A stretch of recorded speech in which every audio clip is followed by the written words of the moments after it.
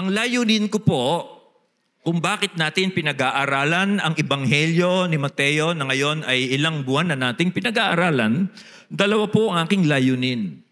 Una, para po turuan ang bawat isa sa atin ng paraan ng Diyos, ng paraan ng pagliligtas ng Diyos sa pamamagitan ng pananampalataya sa Panginoong Hesukristo.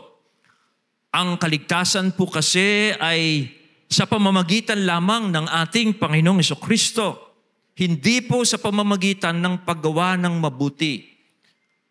Hindi po tayo inililigtas ng Diyos sa pamamagitan ng paggawa ng mabuti. Tayo po ay ililigtas ng Diyos sa pamamagitan lamang ng pananampalataya natin sa ating Panginoong Hesukristo. Ang ating Panginoong Hesukristo po kasi ang nagbayad ng Siya ay ipako sa krus ng ating mga kasalanan. At ang sino mang sasampalataya sa Panginoon dahil Siya ang naging kabayaran para sa ating mga kasalanan, tayo po ay pinawawalang sala ng Diyos. Yan po ang dahilan kung bakit tayo nag-aaral dito. Pangalawang dahilan po ay ito. Pag tayo po ay naligtas na dahil sa ating pananampalataya sa Panginoon, ay gusto po ng Diyos na lumago tayo sa ating kaligtasan. Sa pamamagitan po ng pag-aaral sa Kanyang salita, nang sa ganon malaman pa natin kung ano ang laman ng kaligtasang ibinigay sa atin ng Diyos through Jesus Christ. Kaya po nag-aaralan po natin ang aklat na ito kasi habang pinag-aaralan natin ito, marami tayong natututunan tungkol po sa pananampalataya natin sa Panginoon. At yan po ang magiging pundasyon natin sa ating buhay pananampalataya. Yan po ang aking dahilan. Kaya ko po inuulit lamang ito dahil baka makalimutan po ninyo ang pinakalayunin ko dito sa pag-aaral natin. Now, nasaan na po ba tayo sa ating pag-aaral? Dito sa aklat po o Ebanghelyo ayon kay Mateo. Just to see where we are now, dito po ang ating Panginoon ay papunta na sa Jerusalem para po ganapin na niya ang kanyang misyon na iaalay niya ang kanyang sarili sa krus para sa ating mga kasalanan at siya po ay mabubuhay muli pagkatapos ng 3 araw. So dito po sa tagpong ito, papunta na ang Panginoon doon sa Jerusalem para nga po sa layuning iyon. Now dito naman po sa section ng book na ito ng Matthew, dito po si Matthew, sumulat po nito, ay nagbibigay po siya ng mga teachings mula po sa bibig ng Panginoon, teachings tungkol po sa relationship ng mga followers ni Jesus, yung mga disciples niya, tayo po, kung tayo sumasampalataya sa Panginoon, kasama tayo dito, tinuturuan po tayo dito ng Panginoon nung tamang relationship natin sa bawat isa bilang kabahagi ng kanyang new community, yung kanyang church, yung kanyang eklesiya, okay, na kanyang bubuuin sa pamamagitan ng kanyang death and resurrection. So bago siya makarating sa Jerusalem, nagbibigay na siya ng mga utos how we treat each other as Christians in this new community that the Lord is forming by His death and resurrection. Now, dito po sa passage nating binasa at kasama po yung pag-aaralan natin next week, ang Panginoon po ay tinuturuan niya ang kanyang mga alagad kung papaano nila ititreat ang bawat isa as members of the new community. Ngayon pong umagang ito, isa po ang gusto kong bigyan natin ng pansin. Again, I will have this proposition. I will read this proposition to you and I will explain this. No, ito pong pinaka-doctrine ngayong umaga. Just one proposition, and this is it. Every Christian should care for each other because each one is precious before God. Yan po ang gusto kong ipaliwanag at pagbulay-bulayan natin ngayong umaga. Na ang bawat Kristiyano po, bawat pumasok sa kaharian ng Diyos, ay kailangan pong magmalasakitan po tayo sa isa't isa dahil tayo po ay mahalaga sa harapan ng Diyos. Ito po ang salita ng Panginoong Jesucristo sa atin. Ito ang salita ng Mesiya sa atin. So tingnan po natin ang doktrinang ito. Una, define natin sino po ang tinutukoy na dapat nating pagmalasakitan bilang bahagi ng new community ng ating Panginoon. Who are they? Now, mababasa po natin, malalaman natin kung sino po sila by reading the context. Okay? Kasi dito po, ang context po dito ay nagtanong ang Panginoong Hesukristo, ang mga alagad sa Panginoong Hesukristo na sino raw ang greatest in the kingdom of heaven. Okay? Ang issue pong ito na laging tinatanong at nagiging issue sa mga alagad na sino ang greatest in the kingdom of heaven, lagi pong bumabalik ang mga alagad po dito. No? Kanya po, ngayon, naging urgent na ang malaman ng mga alagad kung sino talaga ang greatest in the kingdom of heaven dahil papunta na nga po siya sa Jerusalem at sinasabi ng Panginoon ng totoo na siya'y mamamatay. Kaya yung mga alagad, naging concern nila, pag alis mo, Panginoon, sino ang maglilid sa amin? Who will be the greatest in the kingdom of heaven? Na kung titingnan po natin yung mga nakalipas ng pangyayari ay siguro dahil sa mga nakalipas na pangyayari, yung mga alagad ay lalong naging inquisitive, lalong naging nagtanong sa Panginoon na sabihin mo kung sino talaga ang maglilid sa amin kasi paalis ka na. Kasi yung mga tapos pong pangyayari, halimbawa, si Pedro, makita natin sa list ng apostles, lagi siyang nauuna. Sa Matthew chapter 10 verse 1, nang namili ang Panginoon ng mga alagad niya, si Peter ang laging nauuna. At doon po sa mga nakita pa natin, si Peter ay ikinumen ng Panginoon doon sa chapter 16. Ikinumen siya ng Panginoon na siya ay blessed because he gave the right confession of who Jesus is, that He is the Messiah. At sa mga sumunod pang mga talatang tingnan natin sa Matthew 17, nakita natin si Pedro, kasama siya doon sa tatlong pinili ng Panginoon para makasama niya doon sa Mount of Transfiguration at nakita nila yung kaluwalhatian ng Panginoon na kanyang tataglihin pag dumating na physically ang kanyang kingdom on earth. Kanya po, ang mga alagad dito ay they are very inquisitive. Malapit nang dumating ang Panginoon and then ay umalis ang Panginoon and then they want to know who is the greatest in the kingdom of heaven. Now, I want to remind you that this is very important. This is very important for the disciples. This is very important. This case, this situation now is very important. Why? Kasi po, yung mga alagad, ang view nila ng greatness is according to the world's view of greatness. Yung pong pananaw nila, kung sino ang dakila, ay batay po ito sa pamantayan ng sanlibutan. Kung sino ang dakila sa pamantayan ng sanlibutan, ganun ang view nila. Kaya po ang Panginoon, He took this opportunity para po turuan, baguhin ang isip ng mga alagad sa kanilang view of greatness. Sa mga alagad po kasi, ang view ng greatness o yung tatanghaling dakila is an hierarchical comparative status. Tatagalugan kayo, huwag kayo mag-alala. Na sa kanila, ang pananaw nila sa greatness is merong antas. Hierarchical. Antas at comparative. No, yung bang merong mataas, merong mababa.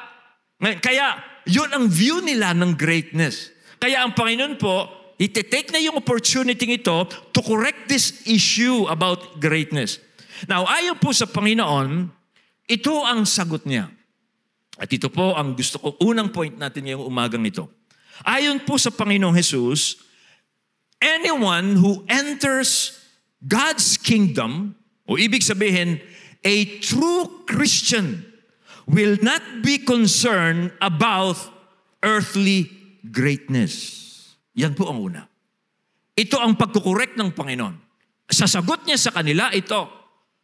Ang sino mang pumasok sa kaharian ng Diyos o ang sino mang tunay na Kristiyano, hindi siya magiging concern sa earthly hierarchical status. Ibig sabihin, antas ng pagiging dakila. Now, para po i-demonstrate ito ng Panginoon, tumawag po ang Panginoon ng isang maliit na bata at pinatayo po siya ng Panginoon sa gitna ng mga alagad. At ito po ang sinabi ng Panginoon. Tandaan ninyo, kapag hindi kayo nagbago at naging katulad ng mga bata, hindi kayo makakapasok sa kaharian ng langit. Na ang ibig sabihin po ng Panginoon ay ito, ang mga pumasok sa kaharian ng langit, meron silang ganitong pag-uugali. Ano yon? Hindi sila concerned sa earthly status. Hindi nila iisipin na yung halaga nila ay batay kung ano ang estado nila sa buhay nito. It's not on hierarchical status. Pag nakapasok ka na sa kaharian ng Diyos, ibig sabihin tunay ka ng Kristiyano, you are not concerned about that. Iba na yung concern mo. Ang concern mo lang ay yung nakapasok ka na sa kaharian ng Diyos at ang concern mo ay yung naglilingkod ka sa Diyos. Dahil ikaw ay bahagi na ng kanyang kaharian. Kaya sinabi ng Panginoon, hanggat hindi kayo nagbabago at maging tulad ng mga bata, hindi kayo papasok sa kanyang Diyos. Meaning, pag nakapasok ka na sa kaharian ng Diyos, and now you are now a Christian, you will not be concerned about those things. Hindi na kayo magiging concerned dyan. Now, anong ibig sabihin ng Panginoon dyan? Well, hindi po niya tinutukoy dito na you adopt some ethical characteristic of children. Okay? Hindi sinasabi ng Panginoon na maging tulad ka ng mga bata. Hindi sinasabi ng Panginoon maging batang isip ka. At makakapasok ka sa kaharian ng Diyos. Hindi yun ang tinutukoy niya. Hindi rin niya tinutukoy dito yung innocence ng bata. Hindi rin niya tinutukoy yung humility ng bata. Hindi rin niya tinutukoy yung receptiveness ng bata o yung trustfulness ng bata, etc., etc. Kundi ang tinutukoy niya ay yung ang bata, hindi siya concerned for social status. So itong tinutukoy ng Panginoon. Pagdating mo na sa kaharian ng Diyos, pag pumasok ka na sa kaharian ng Diyos at naging tunay ka ng Kristiyano, magiging tulad ka ng bata. Hindi ka concerned sa kung ano ang social status mo. Napansin po ninyo yung mga bata, ganyan sila. Kahit na po, yung mga batang yan ay royal blood. Bawa si Queen Elizabeth, minsan napanood ko yun eh. Si Queen Elizabeth, yung documentary niya, nung sila ay mga bata pa lang, they want to play with children. Tayo lang, mga adults, ang concern sa social status. Okay? Pero yung pong mga bata, they are not concerned about social status. Okay? They want to play with common children kahit na royal blood ka. Ano? Ganon po sila. At ganon po ang sabi ng Panginoon, when you become a Christian, that's how you will be. You will not be concerned about anong social strata ka nang galing o anong social strata ka naroon niya. You will not be concerned about that. Kanya po, pansinin niyo ang salita ng Panginoon. Very absolute. Absolute. Sabi niya, hanggat hindi kayo nagbabago at maging tulad ng mga bata, hindi kayo papasok. Absolute po yun. Ang ibig sabihin, katunayan yon na nakapasok ka na sa kaharian ng Diyos when you are not concerned about your social status. Iyan po ang sabi ng Panginoon. So sila ang mga tao. Kaya sabi ng Panginoon, sa mundong ito, the rulers of the Gentiles lord it over them, but it shall not be so with you. For whoever wants to become great among you must be your servant, sabi ng Panginoon. And whoever wants to be first must be slave of all. For even the Son of Man did not come to be served, but to serve, and to give His life as a ransom for many. Kanya, ganito pong ugali ang mangyayari pag ikaw ay naging Christian na. Kasi yan ang ugali ng Panginoon. Yan ang attitude niya. Nung bumaba siya sa lupa, hindi siya pinaglingkuran. Hindi niya itinuring ang kanyang sarili bilang anak ng Diyos. Hindi niya itinuring na siya'y ang Mesiya, na siya ang prinsipe, na siya ang may-ari ng sanlibutan. Kundi nang dumating siya dito sa lupa, He became a servant. and He gave His life as a ransom for many. And those who will enter the kingdom of heaven, and those who will become truly Christians by faith in Jesus Christ, will be like Him. Ganun po ang mga Kristiyanong nasa kaharian ng Diyos. They are not concerned. Now, ito pong non-concern status na ito, non-concern for status in Christians, gusto ko pong i-remind po ang bawat isa, this is not man-made. Hindi po ito ginagawa natin. O ito ba'y kayang-kaya natin gawin sa ating mga sarili. Na mag-isip tayo na hindi tayo concerned sa social status natin. Yan po ay hindi natin kayang gawin sa ating sarili. This is God's work in the person who believes in Jesus.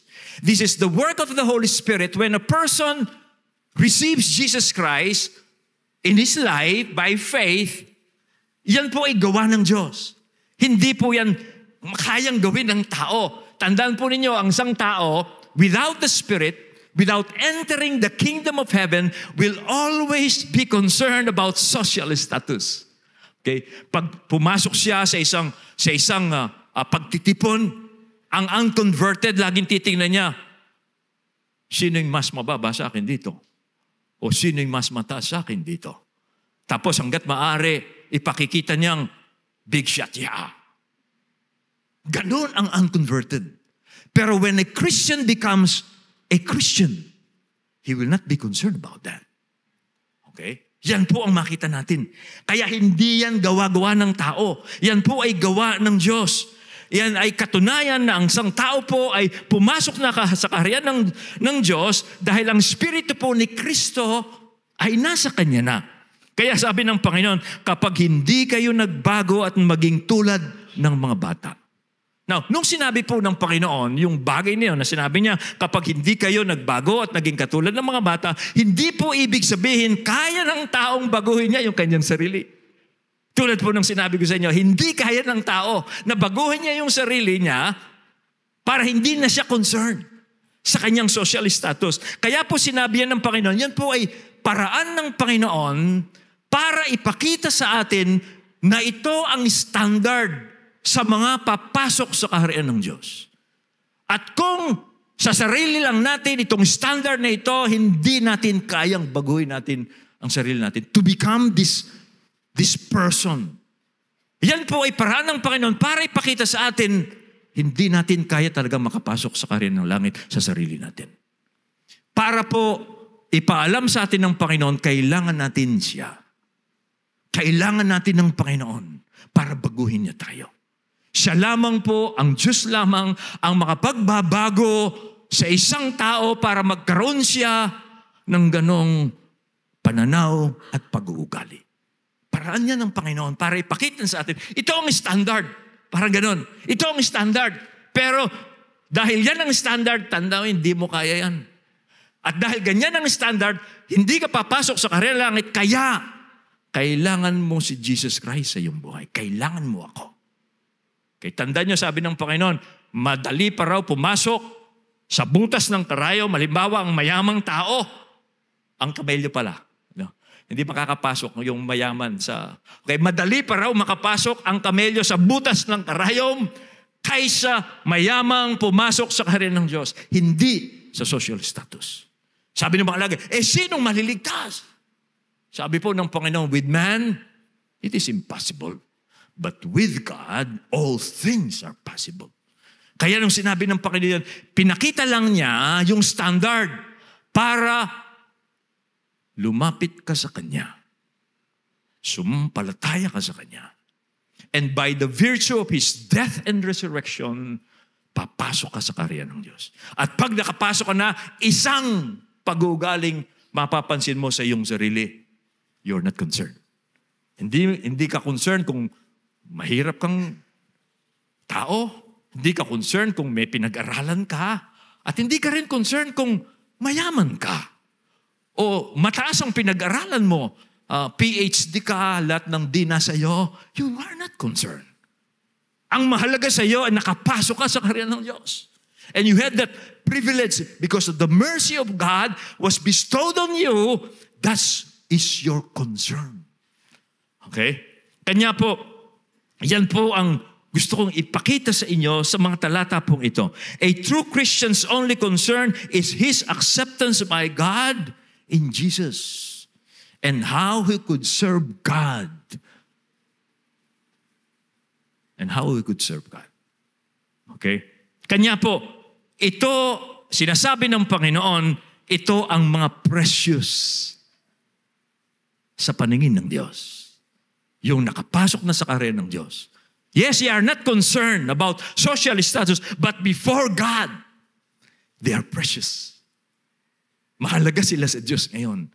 Okay? Kaya sa verse 4 po, makita natin, silang meron pong ganitong ugali are the greatest in the kingdom of heaven. Sino raw yung greatest in the kingdom of heaven? Those who became like little children. Okay? Sila raw po yung greatest. Ang sino mang nagpapakababa na gaya ng batang ito ay siyang pinakadakila sa kaharian ng langit. Mga kapatid, sa totoo po, kung titingnan po ninyo, pag-oobserbahan ninyo, those who are great in God's kingdom are servants. They are not masters. Kung papansinin niyo yan, kung bubuksan po ng Diyos ang inyong mga isip, habang nagbabasa kayo ng Bible, makita niyo, those who are great in God's kingdom, they are not masters. They are servants. Minsan makita mo isang church, napakalaki, maraming mga members. Minsan, akala ng mga ibang pastor, mayabang yung pastor na yon. Pero hindi nila alam, pag kinausap nila yung pastor na yon, he's very humble. Those who are great in the kingdom of God are not masters. They are servants. Halimbawa si Moses. Si Moses po, he talked to God face to face. Pero ano sabi ng Bible? He was the meekest man on earth. Walang kasing meek si Moses sa lahat ng taong nabuhay sa lupa. Si Moses. At ang Panginoong Kristo, ano ang sabi niya sa kanyang sarili? Come unto me, all who are weary and are heavily laden, and I will give you rest, for I am humble and gentle, and you will find rest for your souls. Those who are greatest in the kingdom of heaven, they are servants. They are not masters. Kanya, if you have this attitude now, ang tingin sa inyong Diyos, maring sa tingin ng mga tao, wala kang kwenta dahil hindi ka masyadong nag-aral, o ikaw ay walang binesa kasi wala kang ganitong pera sa bangko, or whatever. Pero sa paningin ng Diyos, pag ikaw ay merong attitude na ganito, because of your faith in Jesus, you're precious. Mahalaga sa Diyos. Mahalaga ka sa Diyos. Kahit na lait-laitin ka man sa harapan ng Diyos, mahalaga ka. Are you struggling with identity? Sino po sa atin dito nag-struggle sa kanyang identity kasi he's always concerned about his background? Meron akong problema, ganyan din ang problema ko noon. Lagi kong tinitingnan, pogi ba ako? Hindi ako pogi, mas pogi pa sa akin. Ganun. I always concerned. Pero nung makilala ko po ang Panginoon, yan ang unang pinakita sa akin ng Diyos. Huwag kong titingnan yung aking sarili batay sa pamantayan ng sanlibutan. Sino po dito ang nag-struggle sa identity niya? Kasi ang pamantayan niya ng kanyang greatness, ng kanyang preciousness ay batay sa sanlibutan. Well, kapatid, if you are struggling with this, take comfort. No? Magpahinga ka. Huwag mong guluhin ang sarili mo. Kung mahalaga ka sa ibang tao, ang mahalaga ka sa Diyos.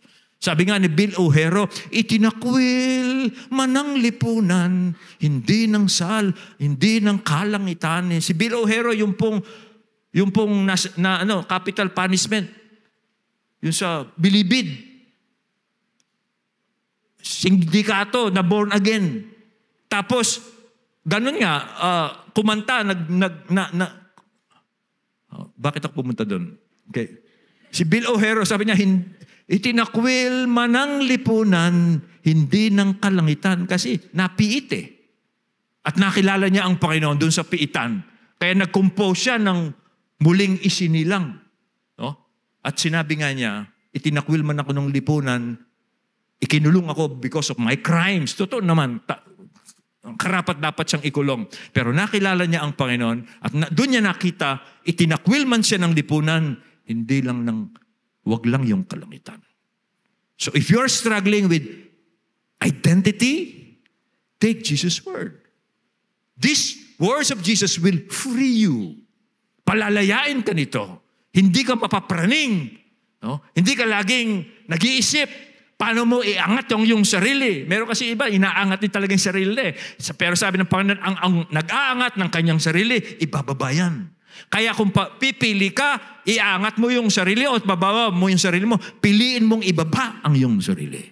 Kung pipili ka, kung ikaw ang paglilingkuran, o ikaw maglilingkod, piliin mong ikaw ang maglingkod. Kasi sa kingdom of heaven, yung mga naglilingkod, silang greatest. Baligtarin mo yung paniniwala ng sanlibutan kasi yan ang magpapalaya po sa atin sa pamumuhay natin sa sanlibutan. So, silang precious. Now, pumunta tayo sa second major point ko. Why are they precious? Bakit po sila mahalaga? Well, pinakita po ng Panginoon sa mga sumunod niyang sinabi ang kanilang kahalagahan sa harapan ng Diyos. Now, tingnan muna natin yung pangalawang point po natin dito. Christians' preciousness is revealed by Jesus. Now, tatlo po ang makita natin dito na binigay ng Panginoon kung bakit precious po ang mga Christians. Number one, Christians are precious because they represent Christ. That's one reason. Sabi po sa verse 5, at sino mang tumanggap sa isang batang ganito sa aking pangalan ay tumatanggap sa akin. Papansin niyo yung verse. Nabinasa ko, wala pala dyan. Nakita po niyo sa inyong Bible? Nakita niyo yung verse 5? At sino mang tumanggap sa isang batang ganito sa aking pangalan ay tumatanggap sa akin. Ang ibig sabihin ng Panginoon, sino man daw tumanggap sa kanila, sa mga Christians na merong ganitong pag-ugali, si Kristo raw ang tinatanggap nila. Okay? Tinatanggap po sila sa pangalan ng Panginoon. Okay? Okay, pag tinanggap mo yung batang yan, okay, ang tinatanggap mo ay ang Panginoon. Pag tinatanggap po ang isang Christian, si Jesus ang tinatanggap mo because they represent Christ. Hindi mo sila tinatanggap dahil dakila sila. Hindi mo sila tinatanggap dahil wise sila, matalino sila. Hindi mo sila tinatanggap dahil mighty sila, makapangyarihan sila. Kundi tinatanggap mo sila because Jesus said, they are representing me. Nire-represent nila ako. Doon po sa Matthew chapter 10 verse 42, sinabi po ng Panginoon kung gaano kahalaga ang mga alagad niya sa kanya. Doon po sa talatang yon, pinakita po ng Panginoon na hindi raw po mawawalan ng gantimpala ang sinumang magbigay ng inumin sa mga Kristiyanong ganyan. Gaano man sila kaliit, pero tinulungan sila na kahit malamig na tubig ang ibinigay sa kanila because alam nila na ang tinutulungan nila ay Kristiyano. Sabi ng Panginoon, dahil mahalaga sila, yung nagbigay ng malamig na tubig sa kanila, hindi mawawalan ng gantimpala. Just imagine, malamig na tubig lang yun. Kung ginawa mo pang soda yun, binigyan mo pa ng hamburger, dahil alam mong Christian yan. Aba, iba siguro yung gantimpala nun eh. Malamig na tubig eh, hindi mawawalan ng gantimpala eh. Lilagyan mo pa ng pizza. Ha! O tinan mo pa, ano pa yung gusto mo? Parang ganon. Sabi ng Panginoon, di mawawalan ng gantimpala. Ganon sila kahalaga sa Panginoon. Because they represent Christ. Okay? Kanya po, dito makita natin, ang Panginoon po, nagbibigay siya ng importansya sa tao, hindi dahil sa kanyang human standing. Okay? Siya po ay binibigyan ng halaga ng Panginoon dahil sa pangalan ni Jesus. Sabi niya, tumatanggap sa aking pangalan. Ang pangalan po ni Jesus ay pinahiram niya doon sa sumasampalataya sa Kanya. Kaya yung taong sumasampalataya sa Panginoon, suot-suot niya ang glorious name ng Messiah. Kaya because He represent the Messiah, ang sino mang taong tumulong dito will not go unrewarded. Okay? Okay? Amen. Amen. Now, another preciousness is revealed by Jesus. So yung po una, Christians represent Christ. Pangalawang dahilan kung bakit sila precious ay yung pong sinabi ng Panginoon dito. Winarningan po ng Panginoon yung mga nagbabalak sumakit sa mga Christians. That's the second. Okay? Sabi po sa verse 6, ngunit sino mang maglagay ng batong katitisuran sa isa sa maliliit na ito na sumasampalataya sa akin ay mas mabuti pa sa kanya na bitinan ang kanyang lieg ng isang malaking batong gilingan at siya'y malunod sa kalaliman ng dagat. That's the warning. Na ang sino man daw nagbabalak saktan ang mga maliliit na ito, now note sa English po, dinescribe po yung Christian as little ones. Little ones, that is the word of endearment. Mahalaga sila sa Panginoon.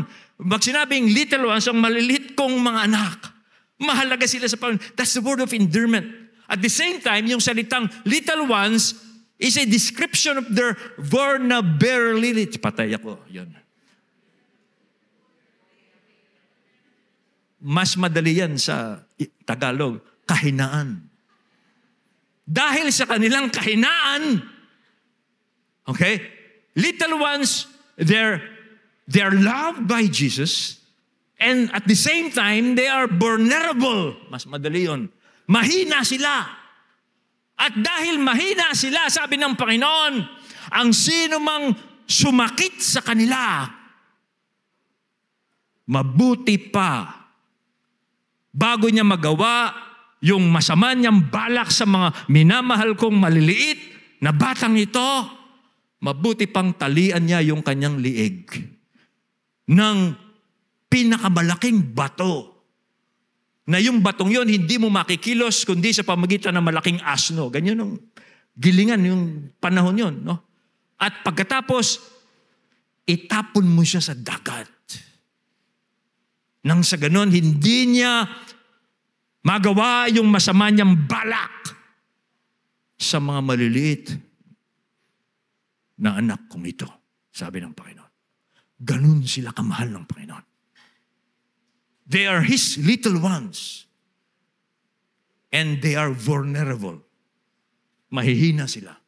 At dahil mahihina sila, nagbanta na ang Panginoon doon sa mga nagbabalak, sumakit sa kanila. Sabi ng Panginoon, sino mang maglagay ng batong katitisuran. Ano ibig sabihin ng Panginoon doon? Yun po ay higit pa sa gagawa ang isang masamang tao ng bagay para ma-offend yung Christian o kaya ma-scandalize yung Christian. Higit pa po doon. Kundi ang tinutukoy po ng Panginoon ay yung gagawa ang isang tao laban sa Christian para ma-damage yung kanyang pagtitiwala kay Kristo. No? Yun ang ibig sabihin nun. Nagagawa yung masamang tao, gagawa siya ng paraan, ng batong katitisuran, nang sa ganon, itong taong sumasampalataya sa Panginoon ay wag nang magtiwala, wag nang sumunod kay Kristo. Okay? Yun po ang tinutukoy ng Panginoon yan. Naglalagay ng katitisuran intentionally. No? Sinasadya para akitin po yung little ones ni Christ na hindi na sumampalataya at sumunod kay Kristo. Anong babala? Well, sabi niya, ang babala ng Panginoon, mas mabuti pa raw na siya'y malunod dahil bibitinan mo siya ng malaking bato at itapon sa dagat, mas mabuti pa raw yun. Bakit? Kasi pag hindi ganon, malagim ang kasasapitan niya sa mga huling araw. hellfire, eternal fire, ang maghihintay sa kanya. Kaya bago niya gawin yon, pigilan niya yung kanyang sarili. Kasi kung hindi niya pipigilan yung kanyang sarili, malagim ang sasapitan niya. Maigi pa raw malunod na siya kaysa dun sa humarap siya sa Diyos at siya hahatulan ng apoy ng impyerno. That's how serious is that. Ganun po ka-serious yun. Para ipakita ng Panginoon, mahal niya talaga yung Christian. Okay? Mahal po niya yung Christian. Now, sino po ang gagawa ng mga katitisuran? Okay? Well, sabi sa verse 7, kita nyo? Okay? Kahabag-habag ang sanlibutan dahil sa mga batong katitisuran. Sadya namang darating ang mga sanhi ng pagkakatisod. Ngunit kahabag-habag ang taong pagmumulan ng batong katitisuran. Sino po ang pagmumulan ng katitisuran? Well, ito pong mga taong ito, ayaw nilang sumampalataya kay Kristo dahil nais nilang magpatuloy sa kasalanan. Kaya yung mga nakikita nilang sumusunod kay Kristo, gagawa sila ng paraan para hindi na sila sumunod kay Kristo dahil sila mismo ayaw nilang sumunod kay Kristo. Sila yung gagawa ng katitisuran. Okay? Kaya sabi ng Panginoon, kahabag-habag ang sanlibutan dahil sa mga batong katitisuran. Sadya namang darating ang sanhi ng pagkakatisod, ngunit kahabag-habag ang taong pinagmumulan ng batong katitisuran. Sila raw po ang pagmumulan ng katitisuran. Sadyang darating yan. Okay? Sino yun? Yung maayaw sumampalataya kay Kristo. Na pagkatapos marinig ang mabuting balita tungkol kay Kristo, ayaw nilang isuko, ayaw nilang sumampalataya kay Jesus. Bakit? Dahil gusto nilang magpatuloy sa kanilang ginagawang kasalanan at hindi lang yon, gagawa pa sila ng paraan para yung mga sumusunod kay Kristo ay mapigilan nila. Okay. Para mawalan din yung mga sumasampalataya kay Kristo ng pagtitiwala kay Kristo. Sabi ng Panginoon, maigi pa yung gano'n ang mangyayari sa kanila. This is serious po, mga kapatid. Sabi ng Panginoon, sadyang darating ang mga dahilan ng katitisuran, mga dahilan ng pagkakasala. Sadyang darating, hindi dahil kalooban ng Diyos na dumating ang kasalanan, hindi. Sadyang darating po ang mga dahilan ng pagkakasala ng tao dahil ang tao ay talagang makasalanan. Ang tao po, pag hindi siya binago ng Diyos, hindi siya sumampalataya sa Panginoon, siya po'y alipin ng kasalanan. At dahil po siya ay alipin ng kasalanan, siya ang magiging dahilan ng pagdating ng pagkakasala. Kaya sadyang darating yan. Ang mga batong katitisuran. Sabi ng Panginoon, pero kahabag-habag, yung taong pagmumulan yan. Sabi po ng Panginoon. Kanya po, dito makita natin, ang ginagawa po ng isang tao na kasalanan ay hindi lamang niya ipinapahamak yung kanyang sarili. Ipinapahamak din po niya at sinasaktan niya yung kanyang mga katabi. Yung kanyang kapwa. No? Huwag po nating isipin, pag ang isang tao, gumagawa siya ng kasalanan, sarili lang niya ang piniperwisyo niya. Lahat po ng kasama niya, napeperwisyo rin. Halimbawa, isang taong shabu ng shabu, nakaw ng nakaw, hindi lang siya ang sinisira niya. Sinong napeperwisyo? Mga kasama niya sa bahay. Ganyan po ang kasalanan. Kaya ang Panginoon, mamaya titingnan natin, nag-warning siya doon sa mga nagpapatuloy sa kasalanan. Kasi hindi lamang sila ang apektado, kundi ang bawat taong nakapaligid sa kanila ay apektado. Okay? Kaya po ang Panginoon dito ay nagbigay siya ng warning sa mga nagpapatuloy sa kasalanan. Tingnan niyo yung verse 8. Tuloy natin ito. Kaya sabi ng Panginoon, ito ang warning niya kasi nga po, apektado rin yung ibang tao sa isang taong gumagawa ng kasalanan. Kaya't kung ang kamay mo o ang paa mo ang nagtutulak sa iyo upang magkasala, putulin mo ito at itapon. Mas mabuti pa sa iyo ang pumasok sa buhay na may kapansanan o paralitiko kaysa may dalawang kamay o dalawang paa na maitapon ka sa apoy na walang hanggan. At kung ang mata mo ang nagtutulak sa iyo upang magkasala, dukitin mo ito at itapon. Mas mabuti pa sa iyo ang pumasok sa buhay na iisa ang mata kaysa may dalawa kang mata, ngunit itatapon ka naman sa apoy ng impyerno. Now, narinig ho ba ninyo yung mga salitang yon? Sino po ang, sino po sa atin ang kinakausap ng Panginoon sa mga talatang yon? Nagpapatuloy ka sa kasalanan at ayaw mong tanggapin si Kristo, ayaw mong sumampalataya kay Kristo dahil gusto mong ang iyong kasalanan ginagawa. Gusto ko po maging seryoso ngayon sa inyong umaga. At gusto ko maging personal ako sa inyong. Hindi ko po alam kung sino po ang kinakausap ng Panginoon sa mga talatang ito. Nasabi ng Panginoon, this is serious. Nagpapatuloy ka sa kasalanan, ayaw mong tanggapin si Kristo dahil gusto mo ang iyong ginagawang kasalanan.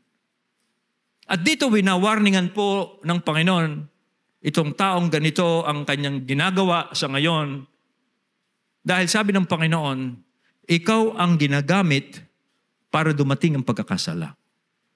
Tandaan mo, hindi lamang ikaw ang apektado dito. Lahat ng kasama mo, apektado. Kaya sabi ng Panginoon, kung ganyan ang kalagayan mo, mabuti pang putulin mo ang nagiging dahilan ng iyong pagkakasala at nagiging dahilan kung bakit ayaw mong sumampalataya kay Kristo.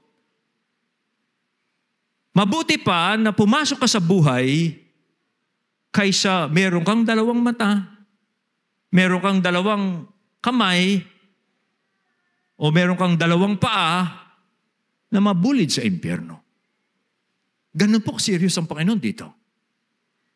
Na pag ang isang tao ayaw niyang tanggapin ng Panginoon dahil gusto niyang magpatuloy sa kasalanan, sabi ng Panginoon, mag-isip ka kasi pag hindi mo pinutol ang dahilan ng iyong pagkakasala, yan ang magdadala sa iyo sa apoy ng impyerno. Kaya tandaan mo, mas mabuti pa na putulin mo ang dahilan ng iyong pagkakasala at pumasok ka sa buhay kaysa dala-dala mo yung kasalanan mong yan, meron kang dalawang mata, dalawang kamay, dalawang paa, pero ibubulid ka naman sa impyerno. Mga batid, kung kayo po ang kinakausap ng Panginoon dito, this is serious matter. Hindi po ito pang eleksyon. Hindi po ito pangangampanya. Ito po ay salita ni Kristo mismo na nakakaalam po ng eternity. Marami po kasing tao ngayon, ayaw nilang maniwalang may impyerno. Pero ang Panginoon po, nung nagturo siya, daretsahan niyang sinasabing may impyerno at winawarningan niya, sinasabi niyang may impyerno dahil winawarningan niya yung mga taong papunta roon. Kung ang nagiging dahilan kaya ayaw mong tanggapin si Kristo ay yung kasalanan, sabi ng Panginoon, isipin mo ito. This is very serious.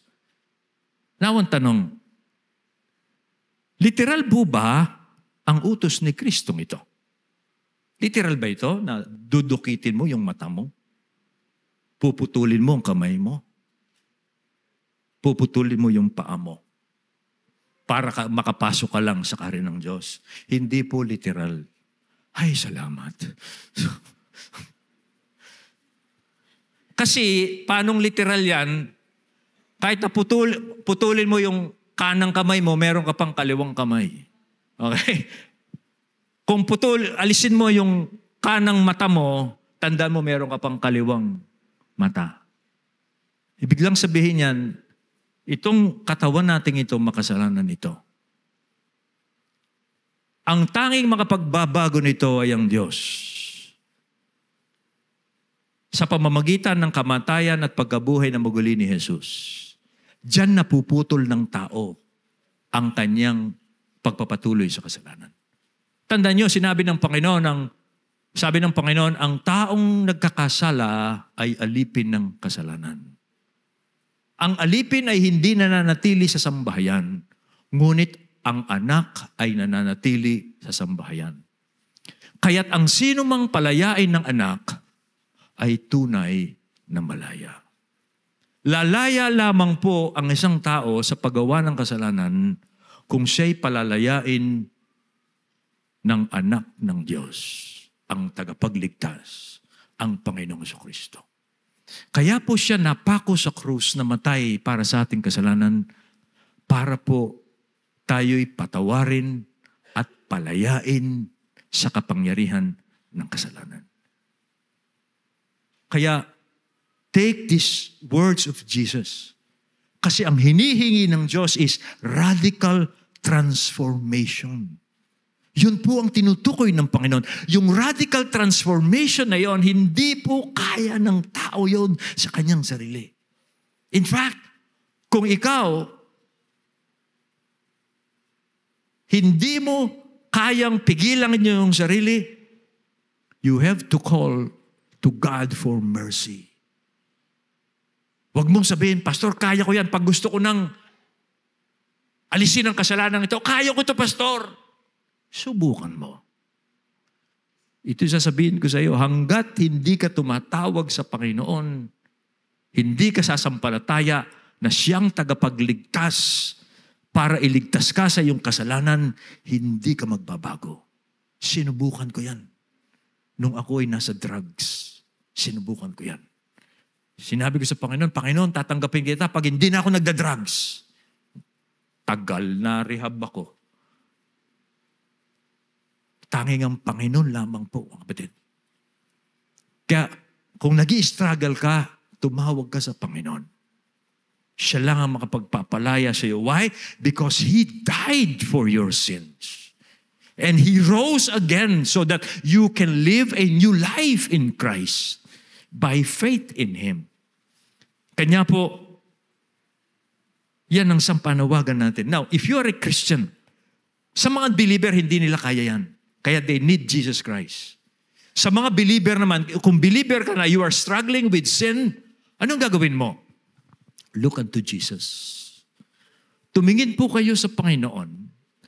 Kasi pag tumingin kayo sa Panginoon, nang may pananampalataya sa Kanya na siya ang tagapagligtas, na siya ang nagbayad sa iyong mga kasalanan, na siya ay napako sa krus para palayain ka sa kasalanan, pag tumingin ka sa Kanyang merong pananampalataya, yung sinasabi mong hindi mo kayang tanggalin sa iyong buhay because you are powerless, the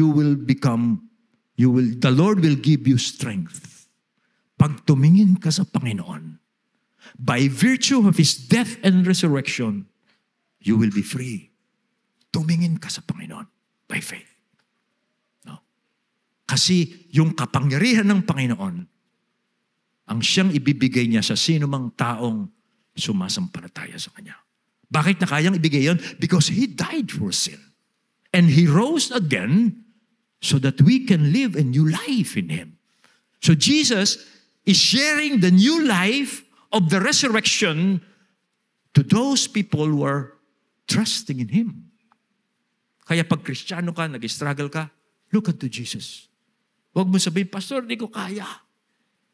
So talaga hindi mo kaya. Kaya you need Jesus Christ in your life. Now let's go to the third point. The other reason, bakit po mahalaga ang mga Kristiyano sa Diyos. This is the third reason, the final reason. Because God the Father cares for every Christian. God the Father. Yan po yung mababasa natin sa mga sumunod na talata. Pansinin po ninyo ang value na binigay ni Jesus sa every Christian. Sabi po niya sa verse 10, mag-ingat kayo na huwag ninyong hamakin ang isa man sa maliliit na ito sapagkat sinasabi ko sa inyo, ang kanilang mga anghel sa langit ay palaging nakatingin sa mukha ng aking amang nasa langit. Now, bakit sila mahalaga? Because angels. Dalawa pong interpretation dyan, hindi po yan guardian angel. Hindi po yan tumutukoy sa guardian angel. Bakit? Paano babantayan ng guardian angel yung mga Christian, nasa langit siya. Sabi ng Panginoon, yung kanilang mga anghel ay lagi silang nasa harapan ng presensya ng aking Ama at lagi silang nakatingin sa mukha ng aking Ama. Kaya hindi literal yan. No? Hindi yan guardian angel kasi paanong iingatan ng guardian angel yung nasa lupa nasa langit sila. So they are not guardian angel. Rather, ito pong angel na tinutukoy dito ng Panginoon, these angels ay connected po yan in some way sa mga human believers, habang yung mga angel na yon ay nakatingin sila sa kaluwalhatian ng Ama, Diyos Ama sa langit. As they're looking at the glory of God in heaven, they're somehow connected to those believers who are on earth. That's one interpretation. The other interpretation is yung mga angels dito, ito raw po yung mga spirit of the believers na are now looking at the face of God in heaven because of Jesus Christ. Ganito po kasi ang Kristiyano ngayon. Because of Jesus Christ, we have an access. Meron tayong access sa presensya ng Diyos because of Jesus Christ. Kaya yung tinutukoy daw po, this is another interpretation, tinutukoy na angel dito ay yung espiritu ng mga believers na they can now approach God the Father because of Jesus. Yun po ang tinutukoy ng Panginoon dito. Ibig sabihin, the believers, meron silang reserved place in heaven. Meron silang lugar na nakareserve po sa kanila. Kaya yun ang unang dahilan na pinapakita sa atin, God the Father cares for every Christian. They can now go to God because of Jesus. They are precious before God. Kanya po, as Christians, anong makita natin dito? Ganon din dapat ang value natin. O ganon natin i-value at pahalagahan ang bawat kapatid natin sa pananampalataya. Okay? Kaya sabi ng Panginoon, see that you do not despise one of these little ones. See that you do not despise. Yung ginabi niya salita, despise those little ones.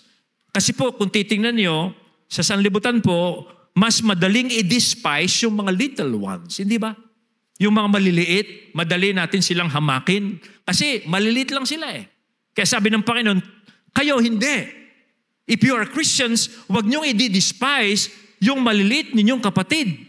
Kahit na anong estado niya sa buhay, anong pinag-aralan niya, anong estado niya, huwag niyo silang i-despise tulad ng sanlibutan. Yun po ang inaano ng Panginoon dito. Now, pangalawang dahilan po dito, paanong nagkikare ang Ama sa langit sa mga Christians, yung pong sinabi ni Christ, yung pong sinabi sa verse 11 and 14, na sinabi po dito, si Kristo ay isinugo ng Ama para i-rescue niya itong mga Kristiyanong ito. No, yun po ang pangalawang dahilan sa verse 11 and 14. Gusto ko po basahin sa inyo. Sapagkat ang anak ng tao ay dumating upang iligtas ang napapahamak. Ano sa palagay ninyo? Kung ang isang tao ay may 100 tupa at isa sa kanila ay naligaw, hindi ba't iniiwan niya ang 99 sa bundok at lumakad siya upang hanapin ang naligaw? At kapag natagpuan na niya ito, tinitiyak ko sa inyo, higit siyang matutuwa para dito ng higit kaysa sa 99 na hindi naligaw. And then sabi ng Panginoon, verse 14, gayon din naman, hindi kalooban ng inyong amang nasa langit na ang isa sa maliliit na ito ay mapahamak. Now, yung pong verse 11 sa ibang translation, wala po yun. Pero isinama ko po yun dahil ang tinutukoy po ng Panginoon dito ay parable of the lost sheep. Okay? Kaya ko po sinama yun kasi yung parable of the lost sheep, yan po ay nagpapahayag ng dakilang pagliligtas, dakilang pagre-rescue po ng Diyos sa mga Christians. Okay? Nasabi dito, isang tupa po ay napakahalaga sa isang shepherd. Ganyan po ang Diyos sa bawat Christian. Isang tupa. Hindi pababayaan ng mabuting pastol. Ganyan din po ang Diyos sa pamamagitan ni Kristo. Kaya raw po isinugo ng Diyos ang kanyang kaisa-isang anak ay para ipakitang mahal niya yung mga Christians na itong shepherd na ito, handa niyang iwan yung 99, kung meron siyang 100, para hanapin yung isa. Pinapakita dito ng Panginoon, gaano ka-precious ang isang Kristiyano sa Diyos. na isinugo niya ang kanyang kaisa-isang anak. Okay? Bumaba sa lupa para hanapin ang napapahamak. That's how precious you are. Are you a Christian? This is how God cared for you. He sent Christ for you. That's how valuable you are. The world may despise you because you are despisable according to the standard of the world. Despisable ka kasi tingnan yung buhay mo, walang kakwenta-kwenta yan. Ganyan ka, ganyan ka, ganyan ka. Hindi ka tulad dito, hindi ka tulad yan. Ganyan ang mundo. Pero hindi ganyan ang Diyos. He gave value to you and to me by sending His Son to seek you because you were lost. Amen po. Amen. Amen. Now, ito ang application. Kung ganito tayo pinahalagahan ng Diyos, una, ganito mo rin dapat pahalagahan ng iyong sarili. Don't ever despise yourself. Kung minsan pumapasok sa isip natin, kasi nga natatangay tayo ng standard ng world, pigilan mo ang iyong sarili, baguhin mo ang iyong sarili. Lumalabas ka sa kaharian kasi. Parang gano'n, you know? Parang lumalabas ka sa kaharian. Pumasok ka sa kaharian. Doon sa kaharian ng Diyos, walang social standing doon. Ang mahalaga, nakapasok ka. Tinatanggap ka ng Diyos. Kung bumabalik ka, parang lumatras ka, lumabas ka sa kingdom, pumasok ka uli sa kingdom of the earth. Okay? Sa world standard, nanliit ka na naman sa sarili mo. You try to, gumagawa ka ng paraan para iangat mo yung sarili mo. Ganito yung gagawin mo para hangaan ka ng mga tao o kung ano-ano yung gagawin mo para stress ka na ba? Yung bang parang mamumurit na ka. Manabalo na nung isipan mo. Bakanta, itas da ka rin tao, kipanlawed da rin tao, itas da ka. Mamumurit na ka. Alam mo yun? Nasisiraan ka na ng bait. Kasi hindi mo na alam ang gagawin mo para iangat mo ang iyong sarili, para hangaan ka, igalang ka ng mga tao. Ang ibig sabihin nun, lumabas ka kasi doon sa kingdom of God. Ang gagawin mo, bumalik ka lang. Pastor, baka hindi na ako papasok. Hindi, pakakapasok ka ulit dyan. Si Jesus ang door mo eh. Ang pintuan mo ang iyong Panginoon. Dahil sumasampalataya ka sa Panginoon, papasok ka sa kingdom. And then, pag nandun ka sa kingdom, mag-serve ka. Paglingkuran mo ang Diyos. Batay sa kakayanang ibinigay ng Diyos sa iyo. Yung katalinuhan mo, yung kaalaman mo, yan ang gamitin mo para paglingkuran mo ang Diyos. Hindi para ikaw ay tanggapin. Tinanggap ka na nga eh. Mag-relax ka na. Gamitin mo ngayon ang binigay sa ng Diyos para paglingkuran mo ang Diyos. Una sa iglesia, sa church. And then, paglingkuran mo ang Diyos sa mundo. Now, dalawang application. Number 1, so ang kalooban ng Ama ay ayaw niyang mawala ang sinumang maliit. Sabi niya maliit. Okay? Maliit na ito na mapapahamak. Hindi raw kalooban ng Ama na mawaglit. Kaya po ganito yan. Una, pag ikaw ay nagiging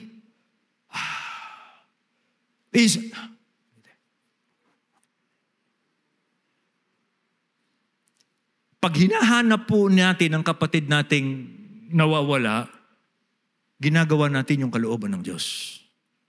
Kasi ang kalooban niya, wag mawaglit ang sinumang maliit. Kaya pag ikaw ay hinahanap po yung kapatid mo, parang yung kapatid ko nawawala sa kawan lumabas sa kingdom hinahanap mo yon at pinababalik mo, ginagawa mo yung kalooban ng Diyos. Hindi dahil para maligtas ka, hindi ligtas ka na. Ginagawa mo lang ngayon ang gawain ng Diyos, okay? Pag ginagawa mo yon, ginagawa mo yung kalooban ng Diyos. Pangalawa, dahil hindi kalooban ng Ama na nawawaglit yung kanyang mga hinirang, naniniwala po ako merong mga elect. Hinirang ang Diyos sa sanlibutan. Sila po ay, bago pa ipanganak sa mundong ito, hinirang na sila ng Diyos na sila ay maligtas. Pero yung pong mga taong yon na elect, hinirang, they are nameless, they are faceless. Hindi natin kilala kung sino po yung mga taong yon. Pero yung pong mga hinirang ng Diyos na yon ay tatawagin ng Diyos sa kanyang kingdom by the preaching of the gospel. Pag pinahayag po natin ang mabuting balita tungkol kay Kristo na siya ang tagapagligtas, maririnig po yon ng mga elect at the right time, sila po ay magsisisi, maniniwala kay Kristo. Now, ang punto ko po ganito. Pag ikaw, ako, ay humahayo para ipangaral ang mabuting balita, dahil alam natin, hindi kalooban ng Amang Diyos ang mawalay, mawaglit ang sino mang nawawala, ginagawa natin ang gawain ng Diyos. That's the motivation here. Umahayo ka, nagsishare ka ng gospel, okay? Ginagawa mo yung kalooban ng Diyos. Yun po ang isang application dito. Kaya, to sum this up, ito po, to Christians, lagi po ninyong tingnan ang inyong sarili as precious sa harapan ng Diyos. Huwag po ayon sa standard ng greatness ng mundo. Kung kayo po ipipili, maglilingkod ba kayo? Kung tayo yung paglilingkuran, piliin po ninyong maglingkod. Kung kayo po ay pipili, itataas nyo ang inyong sarili, o ibababa nyo ang inyong sarili, piliin po ninyong ibaba ang inyong sarili. Sa kingdom of God po kasi baligtad. Huwag kayong mamumuhay ayon sa pamantayan ng mundo, mai-stress po kayo. Huwag kayong gagaya sa ibang taong wala kay Kristo. Tandaan po natin, tayo ay nasa kaharian ng Diyos, hindi dahil meron tayong mabuting ginawa. Tayo po ay nasa kaharian ng Diyos ngayon dahil sa ginawa ni Kristo para sa atin. Siya'y namatay para sa ating kasalanan. Siya'y nabuhay na maguli para makapamuhay tayo ng bagong pamumuhay. Kaya tayo nandyan ngayon ay dahil kay Kristo. Para sa mga non-Christian, hindi pa po kayo Kristiyano. Meron ba kayong ganitong preciousness? Nakikita ba ninyong ganito kayo ka-precious? Now, pag hindi kayo Kristiyano, ang preciousness nyo, ang batayan nyo, sanlibutan. Kaya kayo stress. Si Jesus wants to give you rest. Sabi ng Panginoon, okay, pinapakita ng Panginoon ang kasalanan. Ang kasalanan po at ang pag-ibig sa kasalanan, yan po ay merong eternal consequence. Sabi ng Panginoon, mabuti pang putulin mo ang dahilan ng pagkakasala. Kaysa pumasok ka sa impyerno, buo ang katawan mo, papahamak naman ang kaluluwa mo. Ang kasalanan po ang dahilan kung bakit hindi tatanggapin ng tao si Kristo. Pero tandaan mo, ang kasalanan, pwede kang ilayo kay Kristo o pwede kang ilapit kay Kristo, kasalanan. Paano? Pag pinagsisihan mo ang kasalanan, ilalapit ka niyan kay Kristo. Kasi pag nagsisi ka sa iyong kasalanan, lalapit ka sa Panginoon, patatawarin ka niya. Pero yung kasalanan din yan, pwede ring ilayo ka niyan sa Panginoon. Dahil ayaw mong magsisi sa iyong kasalanan, lalayo ka kay Kristo. Gagawin mo kasi ang gusto mong gawin, pero tandaan mo, ang dulo niyan kapahamakan. Impyerno yan. Kaya pwede kang ilapit ng kasalanan kay Kristo o pwede kang ilayo ng kasalanan kay Kristo. Yung isa, pagsisisi, pananampalataya, iwan ng kasalanan, kaligtasan, buhay. Yung pangalawa naman, kabila, ayaw mong iwan ng kasalanan, ayaw magsisi, lalayo ka kay Kristo, kapahamakan at impyerno. Ang appeal ko po sa inyo, piliin nyo ang buhay, hindi ang kamatayan. pagpalain po kayo, mahabag ang Diyos sa inyo. At maging maliwanag po sa inyo ang usapin natin ngayong umaga. Tayo pong lahat ay tumayo, tayo manalangin.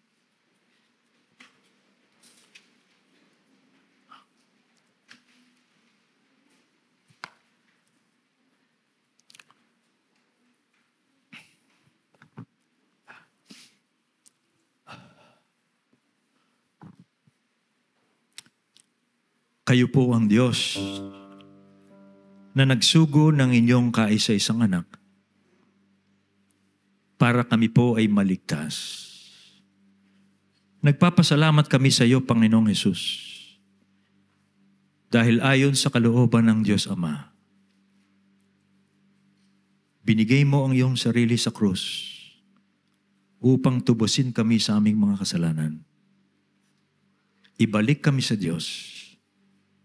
At ngayon, dahil sa aming pananampalataya sa iyo, kami nasa Diyos na. Tanawin namin aming Amang Diyos, ang aming mga sarili, ayon sa pagtanaw po ninyo sa amin. Na pinapakita ninyo mula sa iyong mga salita, na kami napakahalaga sa harapan ng Diyos.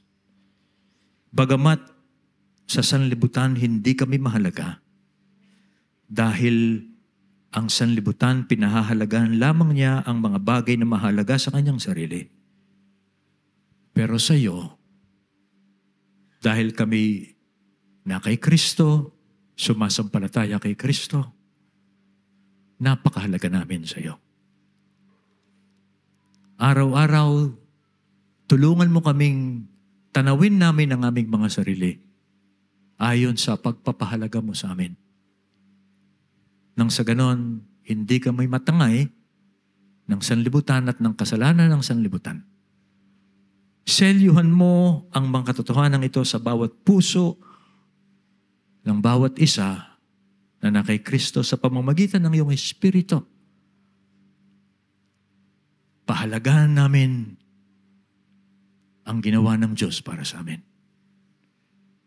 Maranasan pa namin, ipamuhay pa namin ito sa araw-araw. Simula sa araw na ito at sa mga araw na darating. At ganun din po, pinagpipray ko yung mga ilan marahil sa amin dito na hindi pa sumasampalataya kay Kristo dahil mahal nila ang kanilang kasalanan. Naway gamitin mo ang pag-uusap naming ito ngayon para makita nila ang daan ng kapahamakan na kanilang tinatahak sa ngayon. Mahabag po kayo sa kanila. Buksan mo ang mga mata't isip nila nang sa ganun po, lumapit sila kay Kristo. Hindi sila lumayo kay Kristo na tagapagligtas nila. Salamat po, aming Amang Diyos, sa gagawin nyo. Purihin po kayo. Sa pangalan ni Jesus. Amen.